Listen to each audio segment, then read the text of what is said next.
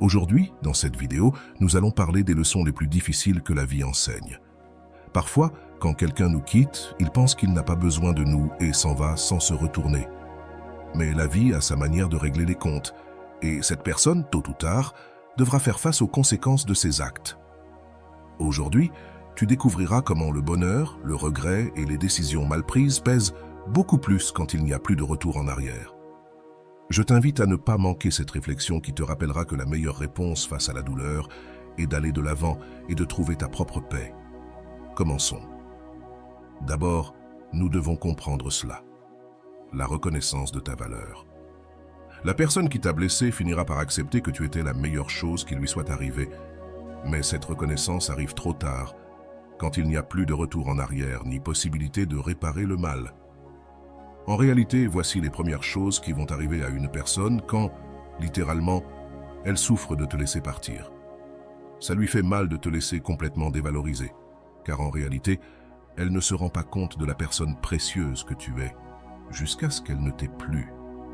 C'est un peu ironique même, car bien qu'elle puisse être consciente de combien tu l'aimais, de combien tu lui apportais, de combien tu lui donnais de toi-même, cette personne, d'une certaine manière, ne comprend pas ta valeur jusqu'à ce que tu lui prives de ta présence. En fait, il est parfois suggéré que les gens doivent passer un certain temps loin les uns des autres pour vraiment ressentir le poids de l'absence. Et c'est que, en tant qu'êtres humains, nous nous habituons aussi trop à la présence de quelqu'un. Finalement, nous tenons pour acquis qu'ils seront toujours là, que nous ne nous donnons pas la peine de vraiment nous demander si nous les traitons bien ou si nous les traitons mal. C'est pourquoi quelque chose qui va faire mal à une personne qui ne t'a pas valorisé, et cela arrive souvent, c'est que même quand elle ne t'a plus, c'est lorsque, en fait, elle se rend compte de la valeur que tu es, de la valeur que tu avais. Cela est inévitable, car au final, cela se rend aussi compte quand ça lui fait mal de te voir avec quelqu'un d'autre. Un sujet que nous allons aborder. Celui qui t'a blessé vivra finalement une solitude qui lui rappellera que l'amour véritable et les moments uniques ne peuvent pas être remplacés. Et même s'il cherche d'autres personnes, il ne trouvera pas le même niveau d'amour et d'engagement. Et c'est vrai aussi, car parfois, il te laisse ou te remplace par une autre personne, et il dit « Eh bien, je pars avec cette personne parce que je pense que ça ira mieux ici qu'ailleurs. » Car il y a plus de bonnes choses avec cette personne qu'avec toi. Et au final, il se rend compte que l'autre personne pour laquelle il t'a quitté ne fournit pas le même engagement que toi. Et cela lui fera aussi mal, car généralement, les personnes qui te dévalorisent, qui ne comprennent pas ta valeur, le font régulièrement avec la promesse de trouver quelque chose de mieux là-dehors. Et qu'est-ce qu'elles découvrent? Elles se rendent compte que ce qu'elles ont choisi, ce qu'elles ont décidé, ne répond finalement pas à leurs attentes. En fait, cela me rappelle un film dont je ne me souviens pas exactement du nom, mais qui parlait d'un homme qui avait une maîtresse. La femme, quand il était marié, lui cuisinait, lui préparait de bons repas, et en revanche, la maîtresse avec qui il est finalement resté, au lieu de cuisiner, lui achetait simplement un plat préparé, une sorte de nourriture instantanée, la mettait au four, et voilà. Voici un Coca-Cola et une soupe instantanée, et voilà tout. Cela se produisait constamment, et il ressentait ce poids que, quand il était avec sa femme, elle cuisinait pour lui. Elle le traitait bien, elle lui donnait tout ce qu'il voulait. En passant à ce point, ce qui va faire mal à cette personne, quand elle ne te valorise pas, quand elle ne t'estime pas, c'est le poids, la douleur de te voir heureux avec quelqu'un d'autre. Te voir profiter d'une nouvelle relation sera quelque chose qui lui causera une profonde douleur, car cela lui rappellera qu'il n'a pas été capable de te donner ce que tu reçois maintenant d'une autre personne, ce qui aiguise son sentiment de perte et de jalousie. Cela arrive aussi. Tu as remarqué que lorsque tu sors de la vie d'une personne qui ne t'a pas valorisé, peu de temps après, elle vient te chercher, elle t'appelle. Il vient te demander. Il essaie de s'impliquer à nouveau dans ta vie. Et que se passe-t-il? Pourquoi? Parce qu'il commence à ressentir de la jalousie quand tu donnes ton affection à une autre personne et non à lui, et non à elle. Cela te fait généralement beaucoup de mal, surtout si c'est une personne qui ne sait pas te valoriser. Et cela arrive très souvent. C'est quelque chose de très récurrent dans les relations. En général, nous nous rendons compte qu'il y a effectivement des personnes qui ne peuvent pas être avec nous, mais qui ne peuvent pas non plus nous voir heureux avec quelqu'un d'autre. Cela est vraiment quelque chose qui dérange beaucoup, parce qu'éventuellement, quand ils étaient là, ils auraient pu s'investir, ils auraient pu être des personnes beaucoup plus dévouées. Cependant, que se passe-t-il quand tu pars, quand tu t'éloignes, quand tu d'une certaine manière t'éloignes et gardes une certaine distance? C'est à ce moment-là qu'ils veulent vraiment être avec toi. Maintenant, oui, ils te manquent. Maintenant, ils te recherchent. En fait, je me souviens qu'il y avait un phénomène très intéressant qui se produisait avec beaucoup de gens dans le passé, vers l'année 2016. Je me rappelle que je passais mon temps à écouter l'histoire de nombreuses personnes qui étaient en deuil. Nous parlions un peu sarcastiquement de la règle 24 ou de la règle des 24 heures qui signifiait fondamentalement qu'une personne, par exemple, rompait avec toi aujourd'hui. Elle rompait avec toi, s'en allait, ne revenait plus et avec le temps, la rupture se produisait. Elle ne te recherchait plus, ne te cherchait plus.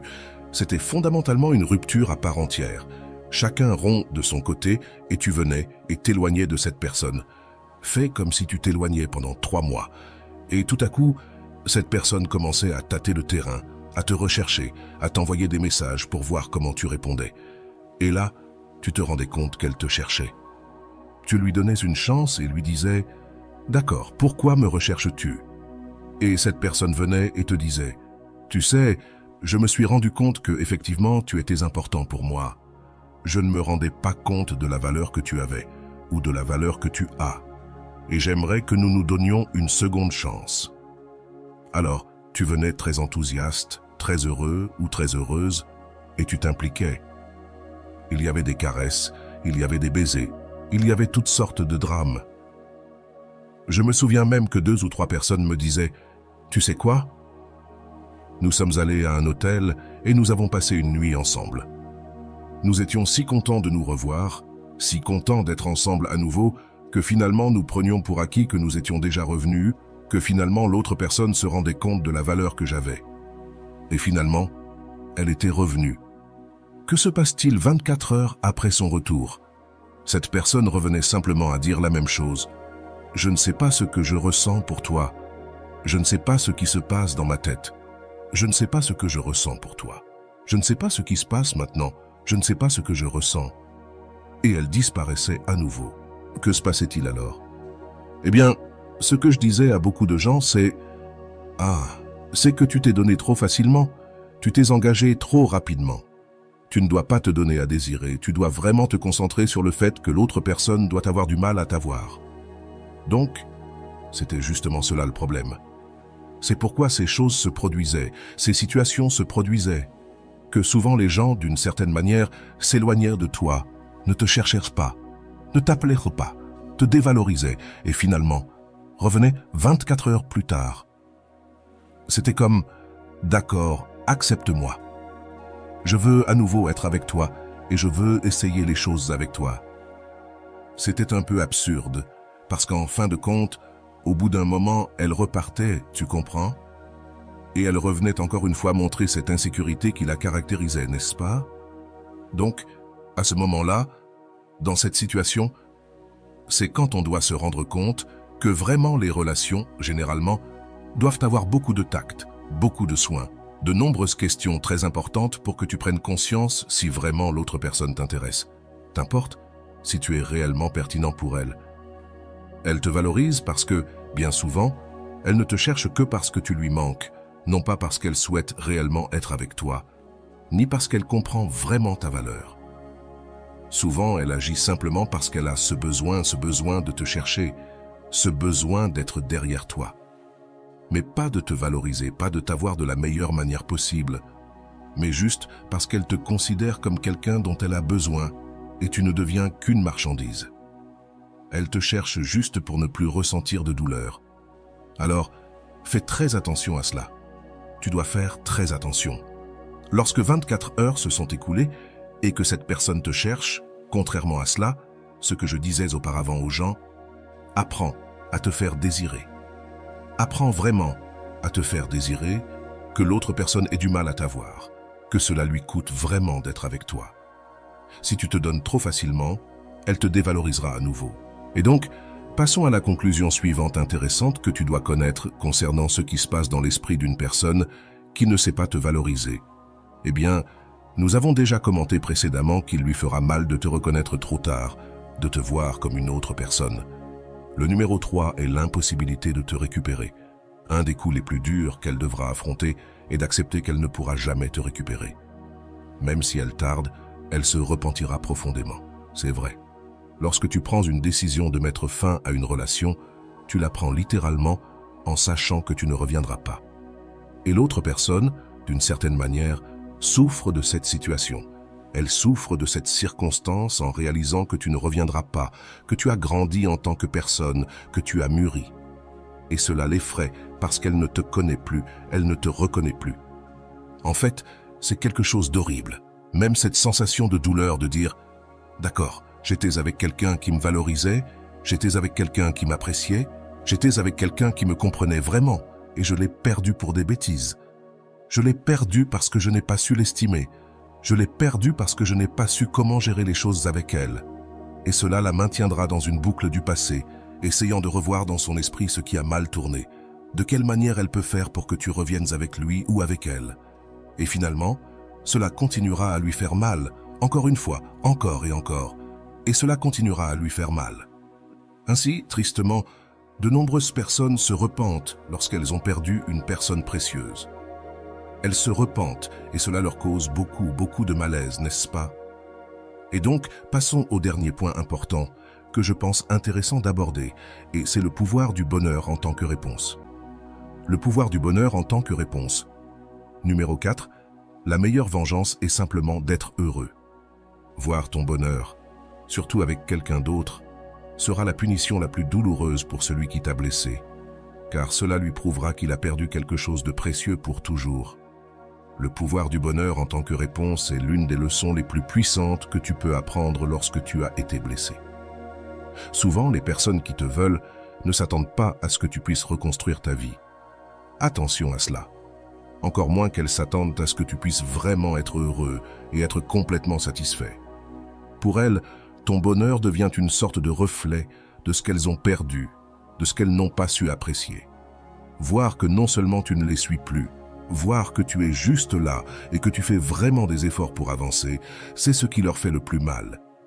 Et au-delà de cela, que tu trouves la paix et la joie peut être le coup le plus profond qu'elles reçoivent, car cela leur montre que cette relation n'a pas été la fin de ton monde, mais le début d'un meilleur. La véritable victoire ne réside pas dans la recherche de vengeance ou dans le retour de la douleur, mais dans la démonstration que tu peux prospérer sans cette personne.